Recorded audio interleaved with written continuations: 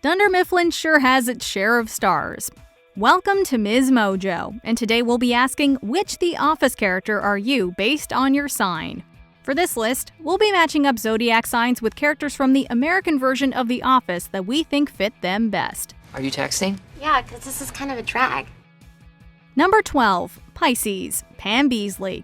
One of the main qualities that Pisces share is their appreciation of the fine arts and a tendency towards the artistic. And this is something that Pam definitely possesses. And it's all from the same series.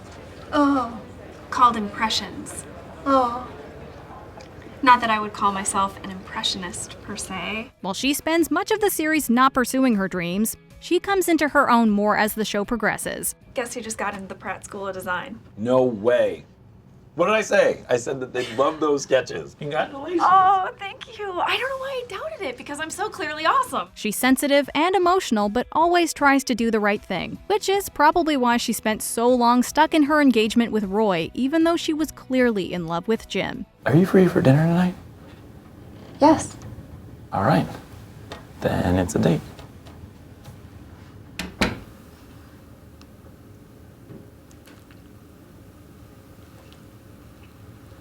I'm sorry, what was the question? Number 11. Aquarius, Creed Bratton. The most enigmatic of the Dunder Mifflin employees definitely has to be Creed. Hey, brah, I've been meaning to ask you, can we get some Red Bull for these things? Sometimes the guy's got to ride the bull. Am I right? Later, Skater. It almost seems like the more we learn about him, the less we really know him. He's a hard guy to pin down, and that's true of so many Aquarians. I've been involved in a number of cults, both as a leader and a follower.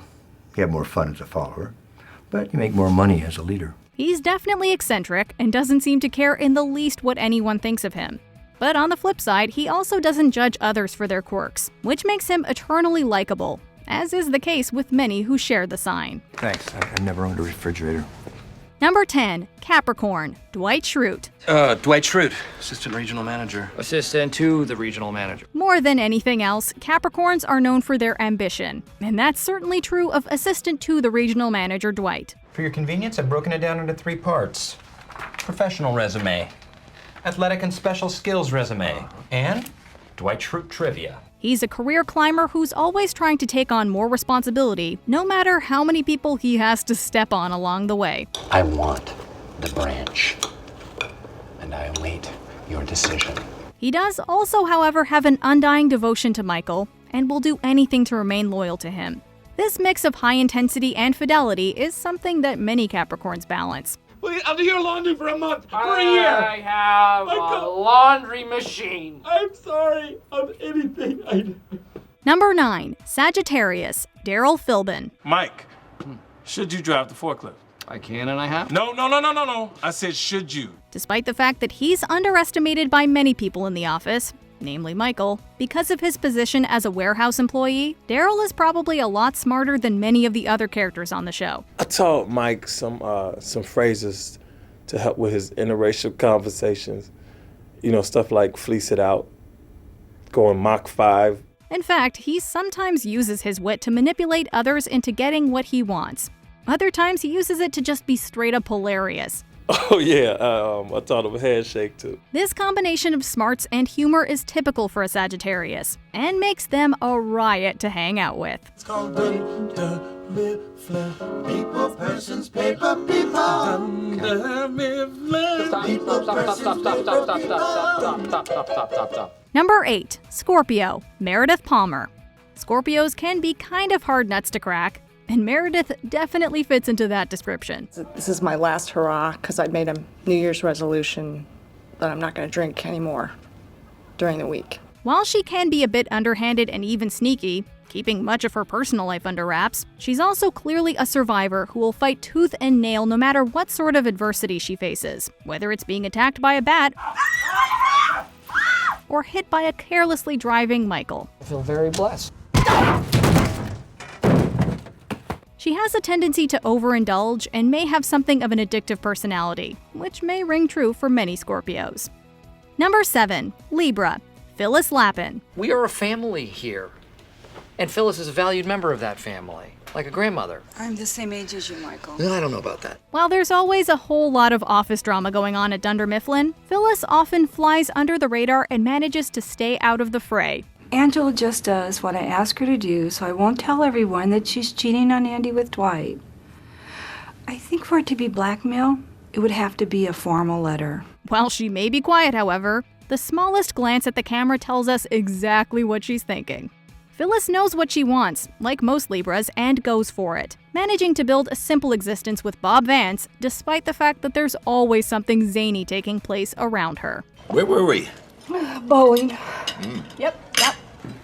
Number 6. Virgo, Angela Martin. It's not a surprise to me. Pam is the office mattress. Angela may be a little bit uptight, which is something that many Virgos struggle with. Michael should have asked the party planning committee first. He's not supposed to just spring things on us out of nowhere. She keeps her emotions bottled up, never wanting to reveal how she's really feeling to those around her. Phyllis, you got the lights? Yes, I got those cute little ones. Do you think I should have gotten the big ones? We'll see. She definitely believes that if you want something done right, you have to do it yourself, and can get a bit snippy with her coworkers if she feels as though they aren't pulling their weight. I thought you said green was whorish.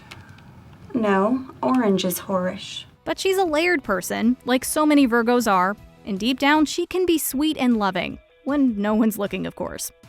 Number 5. Leo, Kelly Kapoor. Hey, you, I don't like your boyfriend, cause he sucks at ping pong. I'm sick of this. Leos love being at the center of things, and while this didn't seem to exemplify Kelly when we first met her early in the show's run, she let her personality shine more and more as the season went on. Do you have a question, Kelly? Yeah, I have a lot of questions. Number 1, how dare you? She has something of a flair for the dramatic, often making a situation about her and her feelings, for better or for worse. But you're not supposed to wear white to a wedding. I know, but there was an emergency. I look really good in white. She's also extremely passionate, especially when it comes to her relationship with Ryan, and she'll do even the most outlandish things to keep his attention. Well, I hope you're still committed because I'm pregnant. Number 4. Cancer, Michael Scott. When we were first introduced to Michael in the show's first episode, he came off as a self-centered jerk. If you think she's cute now, you should have seen her a couple of years ago. But as his character developed, we got to know just how sweet and kind he actually was. All aboard for sales. Next stop, Kabanga.